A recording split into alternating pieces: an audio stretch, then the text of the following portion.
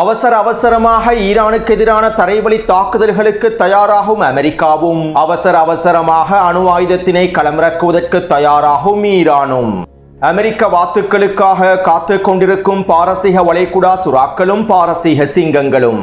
பற்றி எரியும் இஸ்ரேலிய ஆக்கிரமிப்பின் தெற்கு பிரதேசத்திலே இருக்கக்கூடிய மிக முக்கியமான இரசாயன தொழிற்சாலையும் ஏற்பட்டிருக்கக்கூடிய இரசாயன கழிவுகளும் வெளியேற்றப்படும் நிலத்திருடர்களும். ஐக்கிய அரபு அமீரகத்தை விட்டு அவசரமாக வெளியேறி வரக்கூடிய மக்களும் அமீரக ஸ்னூப்பியின் ஆலோசகர் வெளியிட்டிருக்கக்கூடிய கருத்துக்களும் ஈரானிய சொத்துக்களை முடக்கியிருக்கக்கூடிய அமீரக அரசாங்கமும் அடிமைகளும் துரோகிகளும் ஒன்றிணைந்து ஆரம்பித்திருக்கக்கூடிய அவசர மாநாடும் ஈரானின் முதுகில் குத்துவதற்கான அடுத்த கட்ட பேச்சுவார்த்தைகளும் தெற்கு லெபனான் பிரதேசத்தின் தரைவழி தாக்குதல்களும் இவை தொடர்பான வரைபடங்களும் இஸ்ரேலிய ஆக்கிரமிப்பின் தரைவழி தாக்குதல் நகர்வுகளும் ஹிஸ்புல்லா இராணுவத்தின் வீரியமான உச்ச பதிலடி தாக்குதல்களும்.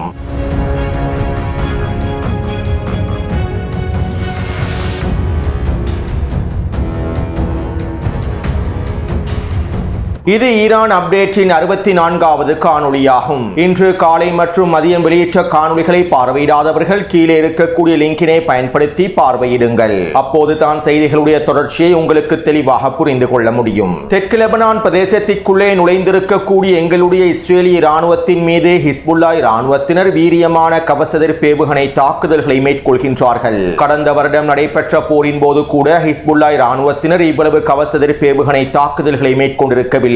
ஆனால் தற்போது தரைவழி தாக்குதல்களில் இஸ்ரேலிய இராணுவத்திற்கு எதிராக உச்சளவில் கவசஎதிர்ப்பு ஏவுகணை தாக்குதல்களை அவர்கள் மேற்கொள்கின்றார்கள். இதனால் தற்போது தெற்கு லெபனான் தரைவழி தாக்குதல்களில் இஸ்ரேலிய இராணுவம் ஒரு மிகப்பெரிய சிக்கலுக்குள் தள்ளப்பட்டுள்ளது. இந்த தரைவழி தாக்குதலிலே கொல்லப்பட்டிருக்கக்கூடிய படுகாயமடைந்திருக்கக்கூடிய எங்களுடைய இஸ்ரேலிய இராணுவ சிப்பாய்களுடைய அதிகாரிகளுடைய எண்ணிக்கையானது நாங்கள் நினைத்து கூட பார்க்க முடியாத அளவுக்கு அதிகரித்துள்ளது.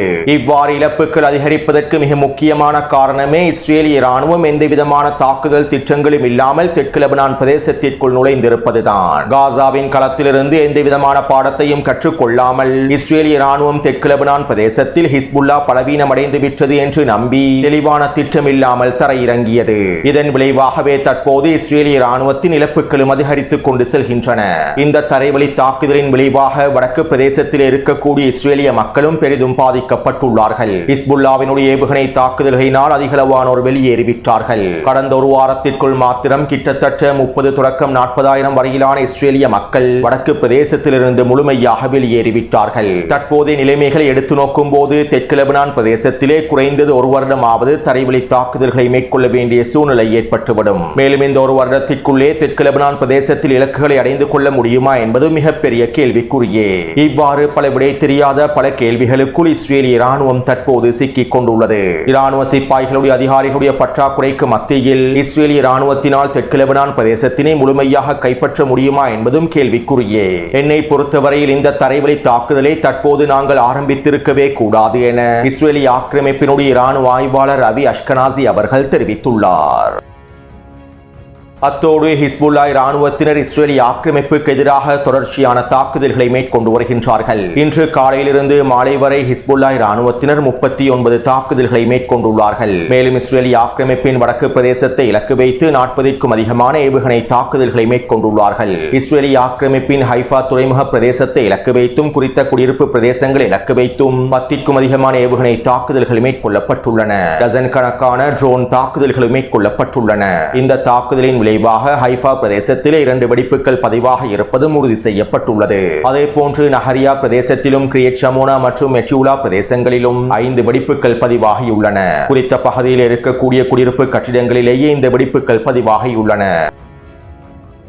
அத்தோடு ஹிஸ்புல்லா இராணுவத்தினர் இன்னும் குறுந்தூர் ஏவுகணைகளை தான் பயன்படுத்தி வருகின்றார்கள். நீண்ட தூர மற்றும் நடுத்தர தூர ஏவுகணைகளை பயன்படுத்தவில்லை. டெல்லவீவை இலக்கு வைத்தும் டெல்லவீவுக்கு தெற்கு பிரதேசத்தில் இருக்கக்கூடிய பகுதிகளை இலக்கு வைத்தும் இஸ்ரேலிய ஆக்கிரமிப்பின் தெற்கு பகுதிகளை இலக்கு வைத்தும் தாக்குதல்களை இன்னும் ஆரம்பிக்கவில்லை. மேலும் ஹிஸ்புல்லா இராணுவத்திடம் இருக்கக்கூடிய நீண்ட தூர ஏவுகணைகளை பயன்படுத்தி இஸ்ரேலிய ஆக்கிரமிப்பின் தெற்கு பிரதேசத்தில் இருக்கக்கூடிய நெகவ் இராணுவ கட்டளை தளங்களையும் இலக்கு வைக்க முடியும். சவுதி அரேபியாவில் இருக்கக்கூடிய இராணுவ கட்டளை தளத்தை இலக்கு வைத்து ஈரான் தாக்குதல்களை மேற்கொள்வதை போன்று குறித்த கட்டளை தளத்தில் இருக்கக்கூடிய அமெரிக்காவின் மிக முக்கியமான விமானங்களை சிதைத்து வருவதை போன்று ஹிஸ்புல்லாஹ் இராணுவத்திற்கும் நெகவ் பிரதேசத்தில் இருக்கக்கூடிய விமானங்களை சிதைக்க முடியும். இருப்பினும் தற்போதைய நிலைமையில் தரைவழி தாக்குதல்களில் ஹிஸ்புல்லாஹ் இராணுவத்தினர் அதிகளவான கவனத்தை செலுத்தி வருகின்றார்கள். மேலும் டெல் அவீவ் பிரதேசத்தினை இலக்கு வைத்து ஹிஸ்புல்லாஹ் இராணுவத்தினர் தாக்குதல்களை ஆரம்பித்தால் இஸ்ரேலி ஆக்கிரமிப்பு லெபனானுடைய தலைநகரான பெய்ரூட் பிரதேசத்தையும் முழுமையாக இலக்கு வைக்கும். எனவே படிப்படியாக தாக்குதல்களை அதிகரிக்கக்கூடிய திட்டத்தையே ஹிஸ்புல்லாஹ் இராணுவத்தினர் பின்பற்றுகின்றார்கள்.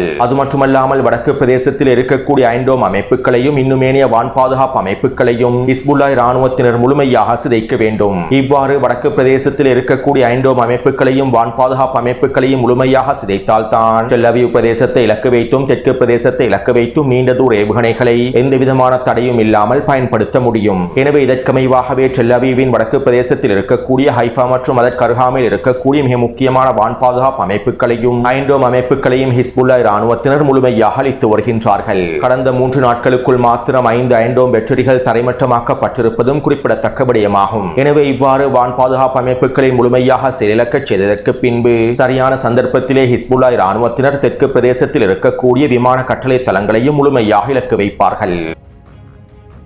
அடுத்து தெற்கு லெபனான் பிரதேசத்திலே இஸ்ரேலி ஆக்கிரமிப்பு 6 பிரதேசங்களினூடாக தரைவழி தாக்குதல்களை மேற்கொண்டு வருகின்றது. குறித்த வரைபடத்தில் இதனை உங்களுக்கு தெளிவாக அவதானிக்கலாம். இலக்கம் 1 தொடக்கம் 6 வரையில் குறிப்பிடப்பட்டிருக்கக்கூடிய பிரதேசங்களினூடாகவே இஸ்ரேலி ஆக்கிரமிப்பு தரைவழி தாக்குதல்களை மேற்கொண்டு வருகின்றது. மேலும் இலக்கம் 1 குறிப்பிடப்பட்டிருக்கக்கூடிய பிரதேசமானது கியாம் பிரதேசமாகும். 2 குறிப்பிடப்பட்டிருக்கக்கூடிய பிரதேசம் டைபே பிரதேசம். இலக்கம் 3 குறிப்பிடப்பட்டிருக்கக்கூடிய பிரதேசம் காண்டாரா பிரதேசமாகும். இலக்கம் 4 குறிப்பிடப்பட்ட இருக்கக்கூடிய பிரதேசம் மெரூனல் ராஸ் பிரதேசமாகும். இலக்கம் 5 குறிப்பிடப்பட்டிருக்கக்கூடிய பிரதேசம் ஐட்டால் ஷா பிரதேசமாகும். இலக்கம் 6 குறிப்பிடப்பட்டிருக்கக்கூடிய பிரதேசம் நக்கூரா பிரதேசமாகும். இந்த 6 பிரதேசங்களினூடாகவே தற்போது இஸ்ரேலி ஆக்கிரமிப்பு தரைவழி தாக்குதல்களை மேற்கொள்கின்றது.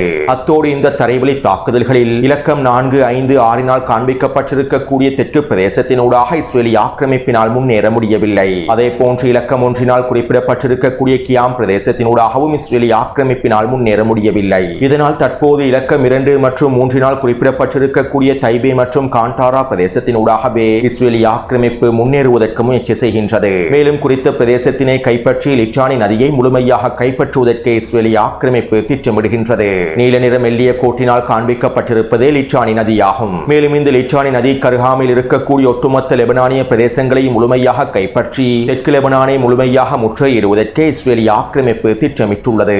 அதாவது குறித்த வரைபடத்திலே நீல நிற அம்புக்குறிகளினால் காண்பிக்கப்பட்டிருக்கக்கூடிய பிரதேசத்தினூடாக தரைவழி தாக்குதல்களை மேற்கொண்டு லிட்டானி நதியினுடைய ஒட்டுமொத்த பிரதேசங்களையும் முழுமையாக கைப்பற்றி தெற்கு லெபனானுக்கும் மத்திய லெபனானுக்கும் இடையிலான தொடர்பை துண்டிப்பதற்கு இஸ்ரேலி ஆக்கிரமிப்பு முயற்சி செய்கின்றது. இருப்பினும் இந்த முயற்சியை சிதறடிக்கும் நோக்கத்தோடு இஸ்ரேலி ஆக்கிரமிப்பின் இந்த தரைவழி தாக்குதல்களை முறியடிக்கும் நோக்கத்தோடு ஹிஸ்புல்லாஹ் இராணுவத்தினர் வீரியமான பதிலடி தாக்குதல்களையும் தரைவழி தாக்குதல்களையும் மேற்கொண்டு வருகின்றார்கள். ஹிஸ்புல்லாஹ்வினுடைய உயரடுக்கு படைப்பிரிவான ரத்வான் படைப்பிரிவினர் முழுமையாக களமிறக்கப்பட்டு காண்டாரா மற்றும் டைபே பிரதேசங்களில் இஸ்ரேலி ஆக்கிரமிப்பு படைகளுக்கு எதிராக வீரியமான தாக்குதல்கள் மேற்கொள்ளப்படுகின்றன. இதற்கமைவாக இன்று காலையிலிருந்து மாலை வரை குறித்த பிரதேசங்களிலே ஹிஸ்புல்லாஹ் இராணுவத்தினர் மேற்கொண்டிருக்கக்கூடிய தாக்குதல்களில் 8 மெர்காவா போர்த்தாங்கி வாகனங்கள் அளிக்கப்பட்டுள்ளன. அதே போன்று குறித்த பிரதேசங்களிலே ஹிஸ்புல்லாஹ் இராணுவத்தினர் 5 பொறிகளை வைத்துள்ளார்கள். இந்த 5 பொறிகளின் மூலமாகவும் இஸ்ரேலி ஆக்கிரமிப்பின் கவச படைகள் கொத்து கொத்தாக அளிக்கப்பட்டுள்ளார்கள். காண்டாரா பிரதேசத்திலே இன்று மாலை வைக்கப்பட்டிருந்த பொறியில் மாத்திரம் 13 இஸ்ரேலி ஆக்கிரமிப்பு சிப்பாய்கள் அளிக்கப்பட்டிருப்பதாக லெபனானிய கள ஊடகங்கள் தெரிவித்துள்ளன.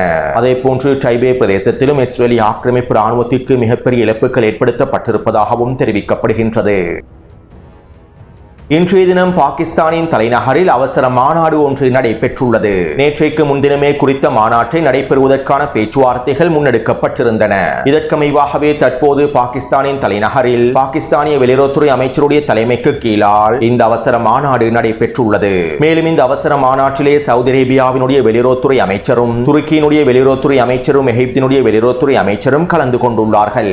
அதாவது அடிமைகள் மற்றும் துரோகிகளான சவுதி அரேபியா, துருக்கி, எகிப்து மற்றும் பாகிஸ்தான் ஈரான் ஆகிய 4 நாடுகளும் ஒன்றிணைந்து தற்போது இந்த பேச்சுவார்த்தைகளை மேற்கொண்டுள்ளார்கள். பிராந்தியத்தில் ஏற்பட்டிருக்கக்கூடிய போர் சூழலை கட்டுப்படுத்துவதற்காகவும் அவசரமாக இந்த போரை தடுத்து நிறுத்துவதற்காகவும் அரபு நாடுகளுக்குள்ளே ஈரான் மேற்கொள்ளக்கூடிய தாக்குதல்களை அவசரமாக நிறுத்துவதற்காகவும் அடிமைகளும் துரோகிகளும் ஒன்றிணைந்து இந்த பேச்சுவார்த்தைகளை ஆரம்பித்துள்ளார்கள். இன்னும் ஒரு விதத்தில் குறிப்பிடுவதாக இருந்தால் துருக்கியும் கத்தாரும் எகிப்தும் ஒன்றிணைந்து ஹமாஸினுடைய முதுகில் குத்தியதை போன்று பலஸ்தீனிய மக்களுடைய முதுகில் குத்தியதை போன்று ஈரானினுடைய முதுகில் குத்துவதற்காகவும் இந்த அடிமைகளும் துரோகிகளும் ஒன்றிணைந்துள்ளார்கள்.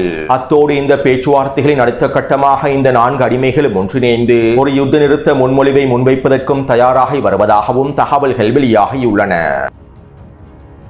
அத்தோடு இது ஒரு புறம் இருக்க ஐக்கிய அரபு அமீரகத்தினுடைய ஸ்னூப்பியின் ஆலோசகர் அன்வர் கர்காஷ் எக்ஸ் தளத்தில் இவ்வாறு பதிவிட்டுள்ளார். வளைகுடா நாடுகளுக்கு எதிரான ஈரானிய ஆக்கிரமிப்பின் தாக்குதல்களை முடிவுக்கு கொண்டு வருவதற்கும் இந்த தாக்குதல்களை நிறுத்துவதற்கும் அவசரமாக இராஜதந்திர தீர்வுகள் எடுக்கப்பட வேண்டும். மேலும் ஈரானினுடைய இந்த தாக்குதல்களை நிறுத்துவதற்கான முயற்சிகளில் முழுமையான உத்தரவாதத்தையும் நாங்கள் பெற்றுக்கொள்ள வேண்டும். இதற்கு பிறகு எக்காரணம் கொண்டும் ஈரான் இந்த தாக்குதல்களை மேற்கொள்ளாது என்பதற்கான உத்தரவாதத்தை நாங்கள் பெற வேண்டும். மேலும் இந்த மோதலை முடிவுக்கு கொண்டு வருவதற்கு ராஜதந்திர நகர்வுகளை அவசரமாக மேற்கொள்ள வேண்டும் என அமீரக ஸ்னூப்பியினுடைய ஆலோசகர் கருத்துக்களை வெளியிட்டுள்ளார். கடந்த வாரம் இதே ஸ்னூப்பியின் ஆலோசகர் தான் ஈரானுக்கு எதிரான மிரட்டல்களையும் வெளியிட்டிருந்தார். நாங்கள் ஈரானினுடைய ஏவுகணை திறன்களை முழுமையாக முடக்க வேண்டும், ஈரானின் ஆயுத திறன்களை முழுமையாக அளிக்க வேண்டும். அரபு நாடுகளுக்கு வளைகுடா நாடுகளுக்கு ஈரானின் ஆயுத திறன்கள் மிகப்பெரிய அச்சுறுத்தலாகும். மேலும் ஈரானினுடைய இந்த ஆயுத திறன்களை முடக்குவதற்கான எல்லா விதமான உதவிகளையும் நாங்கள் அமெரிக்காவுக்கும் இஸ்ரேலுக்கும் வழங்குவோம் என்றும் ஸ்னூப்பியினுடைய ஆலோசகர் கருத்துக்களை வெளியிட்டிருந்தார்.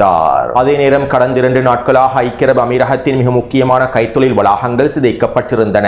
மேலும் ஐக்கிய அரபு அமீரகத்தை ஈரான் தொடர்ச்சியாக புலந்து கட்டி வருகின்றது.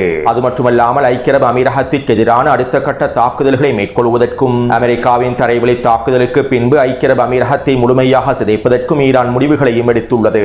எனவே இதன் விளைவாக தற்போது வீராப்பான கருத்துக்களை வெளியிட்ட ஸ்னூப்பியின் ஆலோசகர் இராஜதந்திர தீர்வுகளை நாடுவதாக அறிவித்துள்ளார். ஆனால் ஒரு பொழுதும் ஈரான் ஐக்கிய அரபு அமீரகத்தினுடைய தலைவர்களை நம்ப போவதில்லை. அத்தோடு ஈரானிய ராணுவத்தினர் ஐக்கிய அரபு அமீரகத்திற்கு எதிராக எடுத்திருக்கக்கூடிய முடிவுகள் வெளியிடப்பட்டதற்கு பின்பு கடந்த 2 நாட்களாக ஐக்கிய அரபு அமீரகத்திலிருந்து அதிகளவான மக்கள் வெளியேறி வருகின்றார்கள். அதிலும் குறிப்பாக ஐக்கிய அரபு அமீரகத்தில் இருக்கக்கூடிய அதிகளவான வியாபாரிகளும் அவர்களுடைய குடும்ப உறுப்பினர்களும் ஓமான் நாட்டை நோக்கி நகர்ந்து வருகின்றார்கள். இவற்றை உறுதிப்படுத்தக்கூடிய காணொளிகளை டெலிகிராம் சேனலிலும் பதிவிட்டுள்ளேன். மேலும் இந்த தகவல்களை சில அரேபிய ஊடகங்களும் குறிப்பிட்டிருந்தன. அதிகளவான மக்கள் ஐக்கிய அரபு அமீரகத்திலிருந்து ஓமானை நோக்கி நகர்ந்து வருகின்றார்கள் என்பது உறுதி செய்யப்பட்டுள்ளது. அத்தோடு ஐக்கிய அரபு அமீரகம் ஈரானினுடைய $530 பில்லியன் பெறுமதி அளவிலான சொத்துக்களை முடக்கியுள்ளது. கோல்டன் விசா மற்றும் வதிவிட அனுமதி அனைத்தையும் முழுமையாக திரும்ப பெற்றுள்ளது. ஐக்கிய அரபு அமீரகத்தில் இருக்கக்கூடிய ஈரானிய வியாபாரிகளின் சொத்துக்களையும் முடக்கியுள்ளது. மேலும் இவை அனைத்திற்குமான தகுந்த பதிலடிகளை நிச்சயமாக ஈரான் ஐக்கிய அரபு அமீரகத்திற்கு வழங்கும். சுருக்கமாக குறிப்பிடுவதாக இருந்தால் அடுத்த கட்ட மோதல்களில் ஐக்கிய அரபு அமீரகத்திற்கும் பஹ்ரைனுக்கும் விசேட தயாரிப்புகளை ஈரானிய ராணுவத்தினர் முழுமையாக செய்து முடித்துள்ளார்கள். மேலும் இதனை நடைமுறைப்படுத்தும் போது ஐக்கிய அரபு அமீரக அடிமை தலைமைகள் இதனை தெளிவாக புரிந்து கொள்வார்கள்.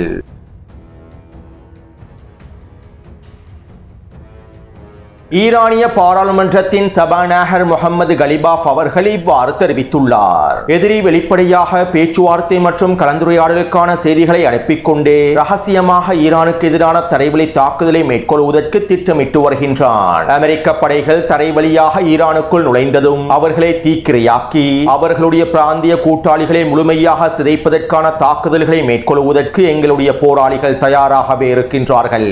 ஈரானுக்கு எதிரான தரைவழி தாக்குதலை ஆரம்பிப்பது அமெரிக்க இராணுவத்திற்கும் பிராந்தியத்தில் இருக்கக்கூடிய ஒட்டுமொத்த அவர்களுடைய நண்பர்களுக்கும் மிகப்பெரிய பேரிழப்பை ஏற்படுத்தும். இந்த பேரிழப்பை ஏற்படுத்துவதற்கு எங்களுடைய முப்படைகளும் தயாராகவே இருக்கின்றன. எங்களுடைய தாக்குதல்கள் தொடர்கின்றன. எங்களுடைய பதிலடிகள் தொடர்கின்றன. நாங்கள் முன்னெப்போதும் இல்லாத அளவுக்கு உறுதியாக இருக்கின்றோம். எதிரியினுடைய பலவீனம் எது என்பது எங்களுக்கு நன்றாகவே தெரியும். மேலும் அந்த பலவீனத்தை அடிப்படையாக கொண்டு எங்களுடைய பதிலடி தாக்குதல்களும் அமைந்திருக்கும். மேலும் இந்த ஒரு நாளுக்காகத்தான் எங்களுடைய படையினர் காத்துக் கொண்டிருக்கின்றார்கள். எங்களுடைய முப்படையினரும் இதற்காகத்தான் காத்துக் கொண்டிருக்கின்றார்கள். இதனால் நாங்கள் உங்களை ஈரானுக்கு வரவேற்கின்றோம் என ஈரானிய பாராளுமன்ற சபாநாயகர் முகமது கலிபாஃப் அவர்கள் தெரிவித்துள்ளார். இதைத் தொடர்ந்து ஈரானின் காத்தமல் அன்பியா தலைமையகத்தின் ஊடக பேச்சாளர் இவ்வாறு தெரிவித்தார். பொய்யின் சின்னமாக இருக்கக்கூடிய டொனால்ட் ட்ரம்ப் ஈரானுக்கு எதிரான தரைவழி தாக்குதல்களை மேற்கொண்டு எங்களுடைய தீவுகளை கைப்பற்றுவதற்கான அச்சுறுத்தல்களை வெளியிட்டு வருகின்றார். இந்த முட்டாள் டொனால்ட் ட்ரம்புக்கு அடியின் மொழியை மாத்திரமே புரிந்து கொள்ள முடியும். மேலும் இதற்காக எங்களுடைய இஸ்லாமிய போராளிகள் வீரர்கள் தயாராக இருக்கின்றார்கள். அமெரிக்க அதிகாரிகளும் சிப்பாய்களும் பாரசீக வளைகுடா சுறாக்களுக்கு இரையாக போகின்றார்கள். ஈரானுக்கு எதிரான தரைவழி தாக்குதல்களை ஆரம்பிப்பதற்கு முன்பு நேரம் இருந்தால் ஈரானினுடைய வரலாற்றை எடுத்து பாருங்கள். பெருமை, கௌரவம், வலிமையை கொண்டிருக்கக்கூடிய ஈரானின் முப்படைகளும் முழுமையாக தயாராக இருக்கின்றார்கள். உங்களுக்காகத்தான் காத்துக் கொண்டிருக்கின்றார்கள். மேலும் இறைவனின் உதவியோடு நாங்கள் நிச்சயமாக வெற்றி பெறுவோம் என காத்தமல் அன்பியா தலைமையகத்தின் ஊடக பேச்சாளர் தெரிவித்துள்ளார். அதாவது அமெரிக்க வாத்துக்களை வேட்டையாடுவதற்கு பாரசீக வளைகுடா சுறாக்களும் பாரசீக சிங்கங்களும் காத்துக் கொண்டிருக்கின்றன.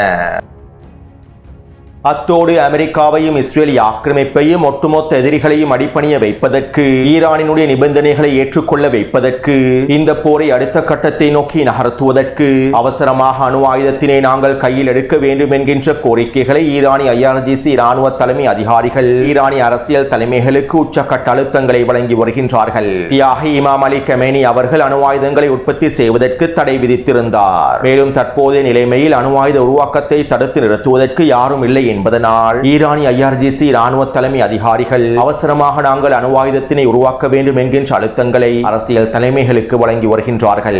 எதிரிகளை முழுமையாக சரணடைய வைப்பதற்கும் மண்டியிட வைப்பதற்கும் அணு ஆயுதத்தினை நாங்கள் கையில் எடுப்பதே அடுத்த கட்ட தீர்வாக அமையும் என்றும் அப்போது தான் மத்திய கிழக்கு பிராந்தியத்தை அடுத்த கட்டத்தை நோக்கி நகர்த்த முடியும் என்றும் இஸ்ரேலிய ஆக்கிரமிப்பின் கிரேட் இஸ்ரேல் திட்டத்தினை முடிவுக்கு கொண்டு வர முடியும் என்றும் IRGC இராணுவ தலைமை அதிகாரிகள் உச்சழுத்தங்களை அரசியல் தலைமைகளுக்கு வழங்கி வருகின்றார்கள். இதன் விளைவாக தற்போது ஈரானிய பாராளுமன்றத்தில் சர்வதேச அணுசக்தி ஒப்பந்தமான NPT ஒப்பந்தத்திலிருந்து விலகுவதற்கான தீர்மானங்களும் முன்மொழிவுகளும் முன்வைக்கப்பட்டுள்ளன.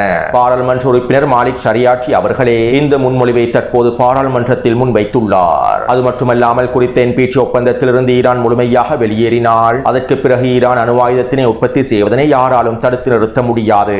எனவே தற்போது IRGC இராணுவம் அவசரமாக அணு ஆயுதத்தினை உருவாக்குவதற்கான வேலை திட்டங்களையும் காய் நகர்த்தல்களையுமே மேற்கொண்டு வருகின்றார்கள். அடுத்து இன்று மாலை ஈரான் இஸ்ரேலிய ஆக்கிரமிப்பின் பீர்ஷேபா பிரதேசத்தில் இருக்கக்கூடிய மிக முக்கியமான கைத்தொழில் வளாகத்தை இரசாயன கைத்தொழில் வளாகத்தை இலக்கு வைத்து ஏவுகணை தாக்குதல்களை மேற்கொண்டிருந்தது.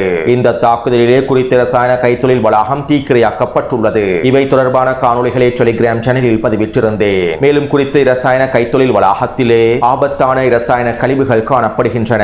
மேலும் ஈரானிய ஏவுகணை தாக்குதலினால் குறித்த பிரதேசத்தில் இரசாயன கழிவு கசிவு ஏற்பட்டுள்ளது. இதைத் தொடர்ந்து குறித்த பிரதேசத்தில் இருக்கக்கூடிய ஒட்டுமொத்த நிலத்தடர்களையும் இஸ்ரேலிய ஆக்கிரமிப்பு வெளியேற்றி வருவதாக தெரிவிக்கப்படுகின்றது. எனவே இந்த காணொளி தொடர்பான கருத்துக்களை பதிவிடுங்கள். தொடர்ந்தும் என்னுடன் இணைந்திருங்கள். நன்றி, வணக்கம்.